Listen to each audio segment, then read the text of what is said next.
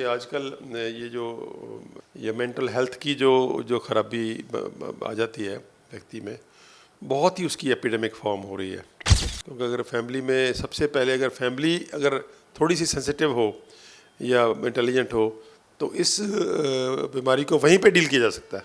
Psychiatry के patients को deal करने के लिए सबसे बढ़िया डॉक्टर फैमिली है। नंबर 2 पे डॉक्टर उसके दोस्त है, दोस्त मित्र है, उसका सोशल सर्कल है। कभी भी डिप्रेशन वाला व्यक्ति डांस नहीं करेगा। उसको आप बोलो डांस करना तो वो बोला छोड़ो, मैंने नहीं करना, मुझसे नहीं होता। नमस्कार, D5 चैनल हिंदी देख रहे दर्शकों का मैं वंदना स्वागत करती हूँ। आज एक बार फिर हमारे स्टूडियो में मौजूद हैं डॉक्टर अमर सिंह आज़ाद जी। डॉक्टर साहब, आपका बहुत बहुत स्वागत है हमारे इस प्रोग्राम में। नमस्कार जी D5 चैनल के सभी दर्शकों को। डॉक्टर साहब, आजकल का जो सिनेरियो चल रहा है उस सिनेरियो के अनुसार कई लोग डिप्रेशन में जा रहे हैं, कई स्ट्रेस में हैं, कईयों को एंजाइटी है। तो आप ये बताइए कि ये होता क्यों है? अक्सर लोगों के इतने लोग जा क्यों रहे हैं डिप्रेशन में? कैसे पता चलता है कि कोई इंसान इस वक्त डिप्रेशन में, स्ट्रेस में या एंजाइटी है उसको? वंदना, बहुत अच्छा विषय है ये, क्योंकि आजकल ये जो मेंटल डिसऑर्डर्स बोलते हैं हम इसको, ये मेंटल हेल्थ की जो खराबी आ जाती है व्यक्ति में, बहुत ही उसकी एपिडेमिक फॉर्म हो रही है। पहले से हो रही थी, लेकिन ये जो पिछले 1.5 साल से जो फिनोमेना हुआ उसमें बहुत ही ज़्यादा बढ़ गई है। अभी ये घर घर का जो जिसको बोलते हैं कि ये बीमारी हो चुकी है, और इसके बहुत ही वाक़या इसको गंभीरता से लेना चाहिए, और गंभीरता से फैमिली को लेना चाहिए पहले तो। क्योंकि अगर फैमिली में सबसे पहले अगर थोड़ी सी सेंसिटिव हो या इंटेलिजेंट हो तो इस बीमारी को वहीं पे डील किया जा सकता है। मैं तो बहुत बार कहता हूँ कि साइकेट्री के पेशेंट्स को डील करने के लिए सबसे बढ़िया डॉक्टर फैमिली है। नंबर 2 पे डॉक्टर उसके दोस्त है, दोस्त मित्र है, उसका सोशल सर्कल है। तो बाकी चीज़ें तो बाद में आती हैं। अगर ये 2 कहीं ठीक हो जाएं, 2 थोड़ी सी इंटेलिजेंट और सेंसिटिव हो जाएं, तो साइकेट्री के बहुत सारे पेशेंट्स जो हैं वो ख़त्म हो सकते हैं। तो उसमें बहुत ज़रूरी है ये कि इनिशियल फीचर्स क्या हैं, कि कैसे पहचाने हम लोग कि ये व्यक्ति जो है ये अभी एंजाइटी डिसऑर्डर में जा रहा है, या डिप्रेशन में जा रहा है, या शिज़ोफ्रेनिया में जा रहा है। तो डिप्रेशन में तो वंदना होता है कि व्यक्ति अपने आप को अंदर ले जाता है, वो बाहर कम्युनिकेट नहीं करता। जब भी आपसे कम्युनिकेट करेगा तो वो उसका जो हाव भाव होगा चेहरे का, वो बहुत ऐसे होगा जैसे वो किसी सपने में बात कर रहा है।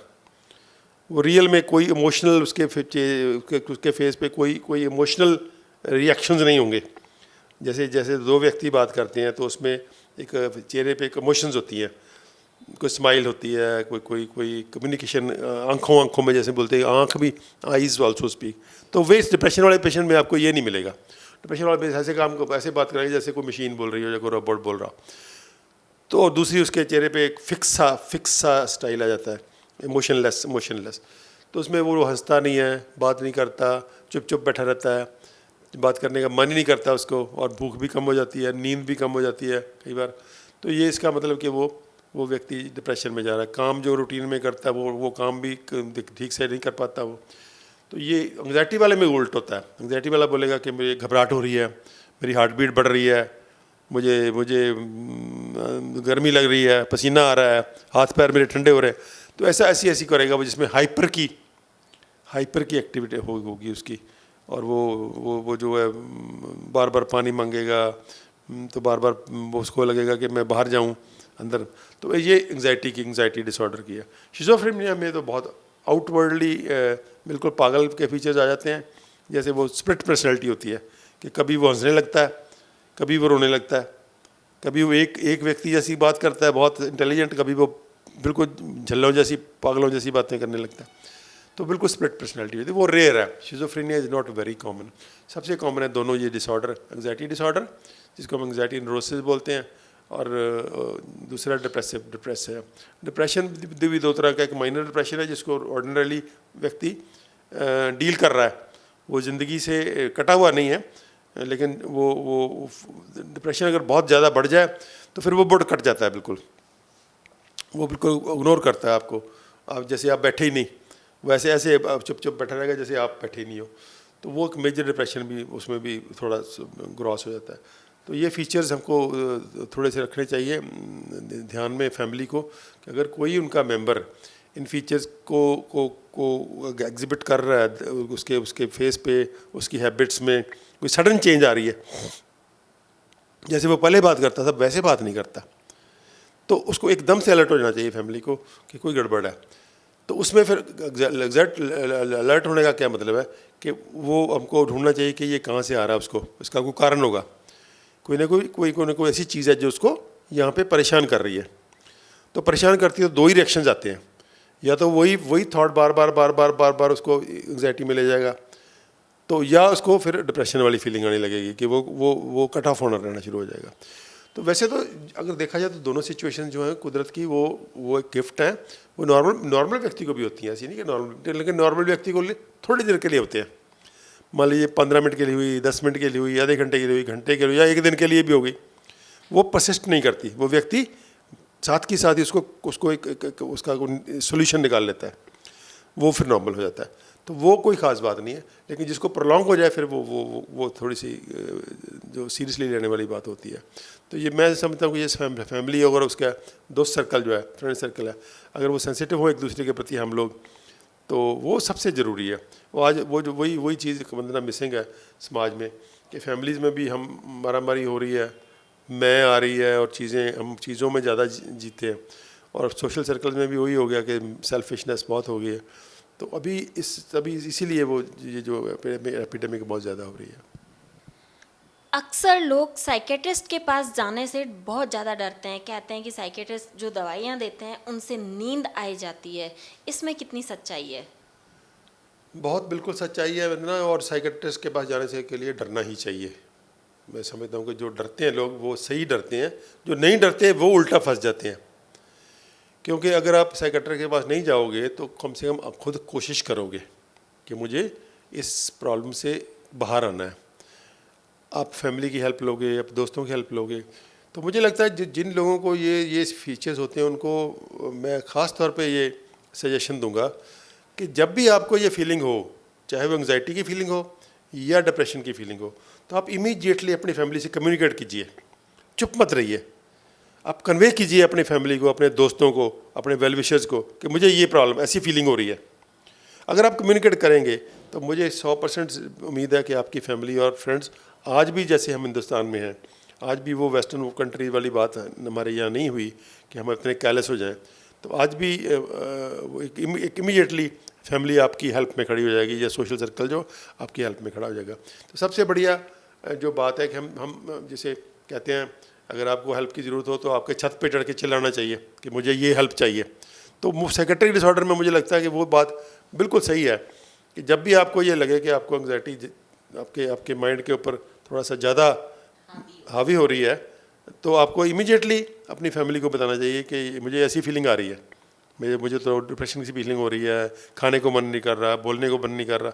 तो वह फैमिली आपके लिए कुछ ना कुछ करेगी, और आप भी कोशिश करो कि उससे पार जाओ थोड़ी देर के, उसको अपने माइंड को ऐसे इस ढंग से मोल्ड करो कि या तो उसका सोल्यूशन निकाल लो, नहीं तो उसको इग्नोर करो।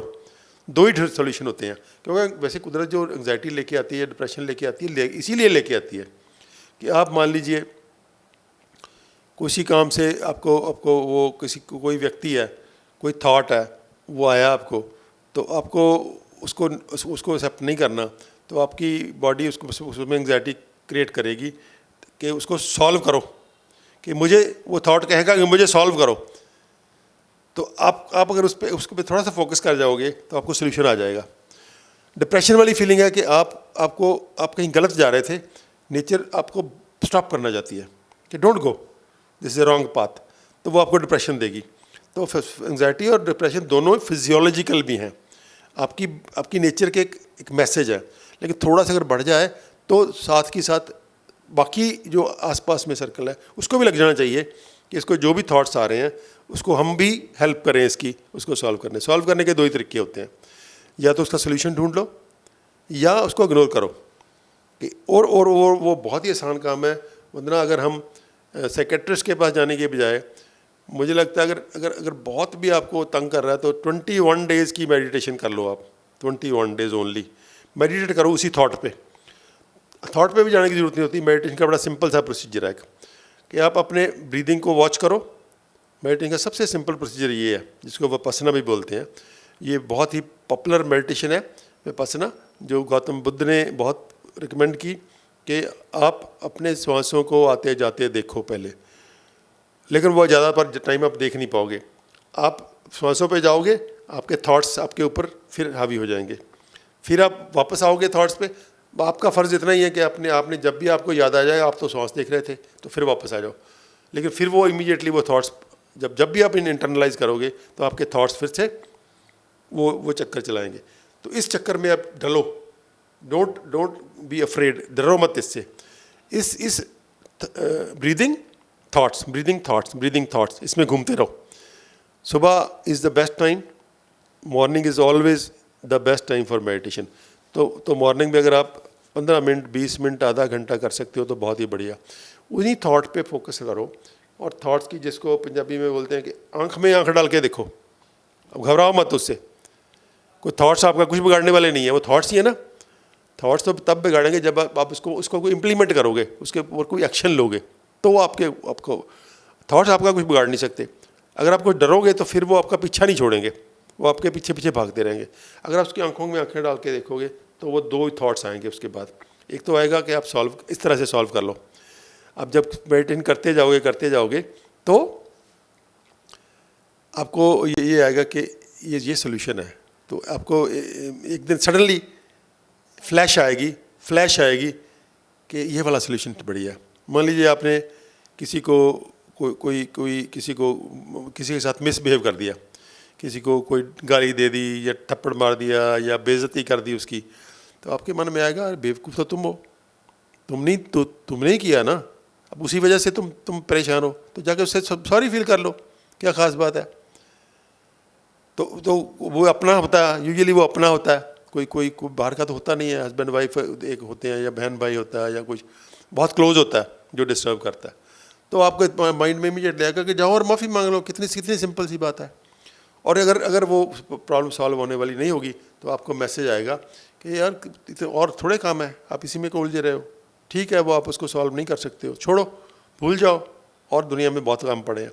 तो वो भी आपको फिर वो थॉट बहुत वीक हो जाएगा, तो आप उसको बाईपास करें। तो ये 2 किस्म के थॉट्स आएंगे। और वंदना, मैं आपको हम जो देखने वाले दर्शक हैं उनको अश्योर करता हूँ कि 21 डेज़ आप मेडिटेशन कीजिए, आपके एंग्जाइटी वाले थॉट्स और डिप्रेशन वाले थॉट्स एकदम से वीक होकर ड्रॉप कर जाते हैं। सिर्फ 21 डेज़ चाहिए, और 21 डेज़ में आप इतना इसको एंजॉय करने लगते हो कि फिर आप छोड़ नहीं पाते। तो meditation is the best technique, और psychiatrist is the worst technique.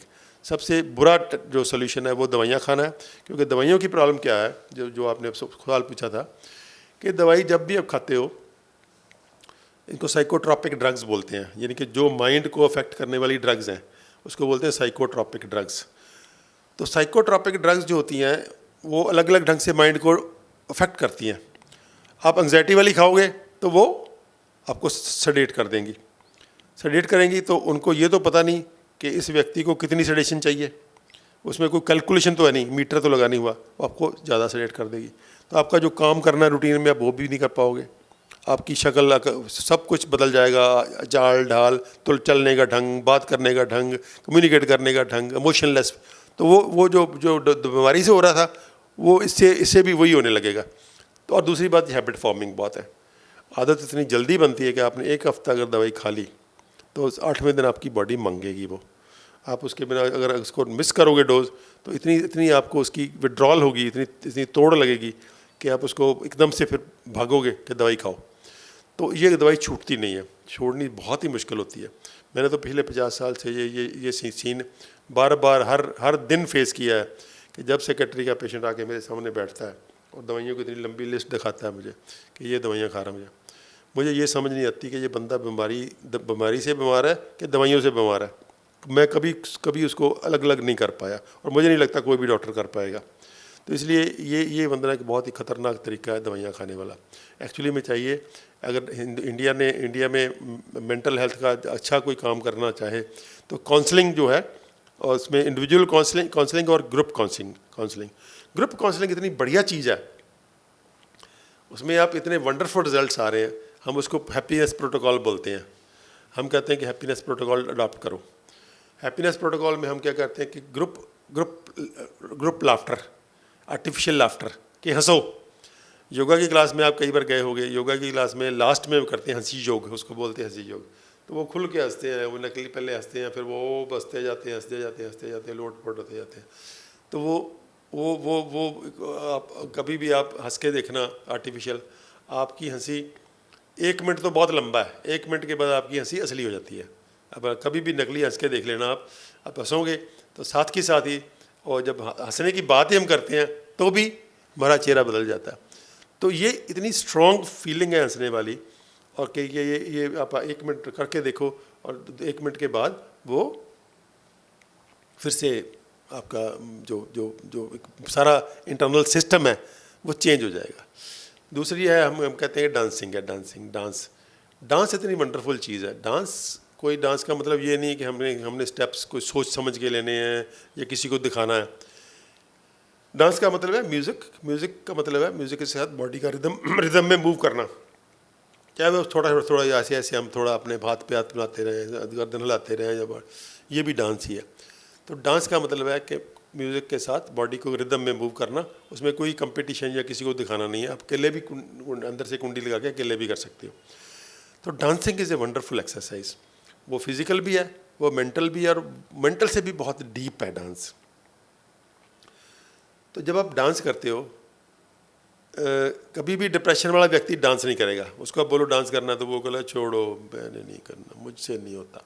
तो लेकिन उसको अगर कहो कि नहीं करना है, उसको कंपेल करो आप कि नहीं करना है, अगर वो डांस करने लग गया तो आप पाओगे कि डिप्रेशन गया। क्योंकि डिप्रेशन और डांस दोनों इकट्ठे नहीं रह सकते, क्योंकि डिप्रेशन में आप डांस कर नहीं सकते। अगर डांस कर रहे हो तो आपको डिप्रेशन से बाहर आना ही पड़ेगा। तो वो बंदा आप सोचेगा भाई अरे क्या बात है, वो जब फीलिंग देखेगा अपनी, वो तो वो खुद ही बड़ा हैरान हो जाएगा कि ये क्या हो रहा है, कि मैं तो डिप्रेशन में था, मुझे तो कुछ भी अच्छा नहीं लग रहा था, अब मुझे अच्छा लग रहा है सब कुछ। तो ये डांसिंग जो है ये बड़ी वंडरफुल एक्सरसाइज है। तो मेडिटेशन की बात हमने कर ली। तो ये 3 मुझे लगता है सिंगिंग साथ में कर ले। गाना लाउड साउंड में पूरी फुल वॉल्यूम में हमको गाना है। जो भी आपका चॉइस का गाना आप गाओ, जो भी आप जिसको आप जब बहुत प्यार करते हो उस गाने को पूरी लय में गाओ, जब बाहर नहीं गा सकते, वो बाथरूम में झके गाओ। तो तभी कहते हैं बाथरूम सिंगर हूँ मैं, तो मतलब बाथरूम में हर आदमी सिंगर है। तो इसका मतलब जब भी अकेले होते हो आप, और पानी, क्योंकि पानी एक नेचर का बहुत बड़ा गिफ्ट है, तो पानी जब शरीर पर डलता है तो अपने आप गाना शुरू हो जाता है। तो गाना, म्यूज़िक सुनना, गाना और नाचना और साथ में ये लाफ्टर थेरेपी। तो ये वंडरफुल चीज़ें हैं। और इसके बाद छोटी छोटी और भी चीज़ें कर सकते हैं हम लोग। जिस चीज़ के हम बने हुए हैं वो है नेचर। हम नेचर के बच्चे हैं। जब भी हम नेचर के ओरिजिनल नेचर के पास जाएंगे, उसको देखेंगे, तो आप पाओगे वंडरफुल फीलिंग आएगी आपको। आप सुबह सुबह पक्षियों की चहचहाट को सुनो, सुबह सुबह की हवा को आंखें बंद करके महसूस करो। आप पानी के किसी दरिया के या बहती हुई नहर के किनारे पे बैठे हो तो पानी को देखो, आप ट्रीज़ को देखो, आप पक्षियों को उड़ते हुए देखो, आसमान में सूरज उड़ रहा है उसको देखो, बादलों को देखो। नेचर की किसी भी चीज़ को आप बहुत ही प्रेम पूर्वक देखो, तो आपके अंदर जो फीलिंग आएगी वो, उसमें एंग्जाइटी डिप्रेशन का कहीं नामो निशान नहीं होगा। तो क्योंकि हम नेचर के बने हुए हैं, ये कोई आर्टिफिशियल नहीं है। किसी को सिखाना नहीं पड़ता कि आप नेचर के पास जाओगे तो आप अच्छा महसूस करोगे। कोई भी अच्छा महसूस करेगा, क्योंकि हम बने उसी के हैं। जिस चीज़ के हम बने हुए हैं, वो जब हम उसको एक भावना से देखते हैं, भावना से उसको फील करते हैं। मतलब जब दरख्त के पास बैठे हो तो उसको ऐसे एम्ब्रेस करो, उसके साथ फिजिकली टच में आओ, ट्री के साथ अब पत्तों को टच करो। या आपके घर मान लिया आपके पास कोई पेट रखा हुआ है, उसको सहलाओ। गाय रखी तो गाय को सहलाओ, कुत्ता रखा तो कुत्ता का सहलाओ, गाय कुत्ते से साथ खेलो। तो इसीलिए लोग पेट पालते हैं, बिल्लियाँ पालते हैं, कुत्ते पालते हैं। और बहुत लोग ऐसे हैं, आप मैंने देखे हैं, किसान हैं जो अपनी गाय से बहुत कम्युनिकेट करते हैं। गाय उनकी इमोशंस को फील करती है। और ऐसी मैंने देखी है, वो गाय को आवाज़ से नाम से पुकारेंगे तो गाय उनके पास चली जाएगी इमीडिएटली। तो ये पूरी की पूरी जो जो हमारी आसपास में जो और क्रिएशंस हैं और नेचर है, और वो जो, और लास्ट में जो हमारी कम्युनिकेशन है वो है परमात्मा से। अभी उपनिषद तो पहले ही कहते थे कि पूरी वननेस की स्थिति होती है, कोई भी चीज़ अलग अलग नहीं होती, कि मैं अकेला नहीं हूँ, मेरा परिवार है, मेरे पास और आसपास में और जो मनुष्य हैं, फिर बाकी जीव जंतु हैं, फिर पेड़ पौधे हैं, नेचर है पूरी, उसके साथ मेरी वननेस है। और एक जो उससे भी बियॉन्ड है ब्रह्मांड में, उसके जो ऊर्जा का फील्ड है इतना बड़ा, तो उससे भी हमारी कम्युनिकेशन है। अभी तो साइंस ने भी कह दिया कि पूरे का पूरा जो ब्रह्मांड है उसमें कुछ भी अलग अलग नहीं होता, the whole cosmos functions as single unit. तो उसको फीलिंग लेने वो फिर मेडिटेशन ही है। मेडिटेशन में जैसे हम बात कर रहे थे थॉट्स की, अगर थॉट्स के बियॉन्ड जाओगे आप तो वो फीलिंग आएगी आपको वननेस की, कि आप पूरी जो सृष्टि की ऊर्जा है, ब्रह्मांड की ऊर्जा है, वही ऊर्जा आपके अंदर है। तो there is a universal consciousness and there is individual consciousness. वो एक ही बात है। मेरी कॉन्शियसनेस, मेरी चेतना एक यूनिवर्सल कॉन्शियसनेस का पार्ट है।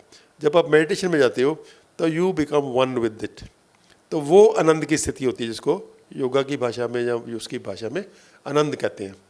तो वो जो आनंद की स्थिति है उसमें भी हम जा सकते हैं बड़े आराम से। वो दो, उसमें डिप्रेशन वेशन तो बड़ी दूर की बात है, that is much beyond love. तो लव की फीलिंग से भी बहुत गहरा है वो, जिसमें वननेस है। तो ये कहीं ना कहीं अगर इस रूटीन में हम पढ़ें तो मुझे नहीं लगता कि दवाइयाँ खाने की ज़रूरत पड़ेगी।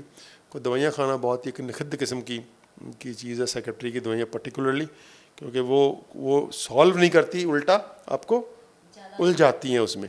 तो इसलिए मेरी दर्शकों से यही विनती है कि कभी भी आपको इस स्थिति में आप खुद चले जाएं, या आपका कोई परिवार का या आपका दोस्त या आपका कोई सोशल सर्कल में व्यक्ति जाता है, तो उसको कभी भी सेक्रेटरी वाले रास्ते में जल्दी ना डालिए। अगर लास्ट रिजॉर्ट है, वो आउट ऑफ कंट्रोल हो रहा है, तो फिर अलग बात है, फिर टेम्परेली उसकी हेल्प ले लीजिए।